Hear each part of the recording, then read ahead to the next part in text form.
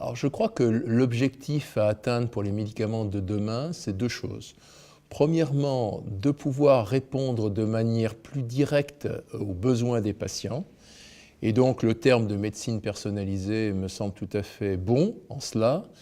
Et deuxièmement, que ces médicaments atteignent de manière plus directe les cibles pathologiques, à la fois au niveau du mécanisme intime de la maladie, mais aussi physiquement, je dirais, que ces médicaments, de par leur forme galénique, vont pouvoir pénétrer dans l'organisme et aller directement sur la cellule ou même à l'intérieur de la cellule, sur la partie qui est malade, pour la modifier, la remplacer.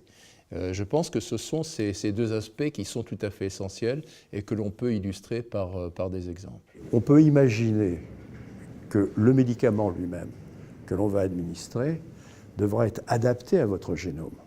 Parce que, puisque vous avez un génome qui est différent d'une personne à l'autre, on s'est aperçu d'ailleurs au plan statistique, c'est courant, qu'un médicament donné à une personne, vous donnez le même à une autre, vous avez un effet qui est très différent.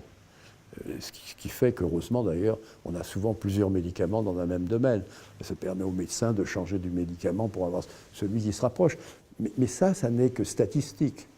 L'idée qui est beaucoup plus intéressante consiste à partir du génome de l'individu et à partir d'une carte qu'il aura, qui pourra être informatisée, pouvoir consulter son ordinateur qui sera également informatisé pour savoir quel est le médicament qui lui sera le plus adapté. Ça, c'est pour après-demain. Mais ça viendra très vite et ça changera beaucoup de choses dans le domaine du médicament et même dans le domaine de la prescription. Si on regarde l'organisme, je suis convaincu que cet organisme qui montre dès aujourd'hui qu'il est capable de fabriquer des médicaments ou de s'opposer ou de se défendre. Se défendre, par exemple, l'organisme réagit contre le froid.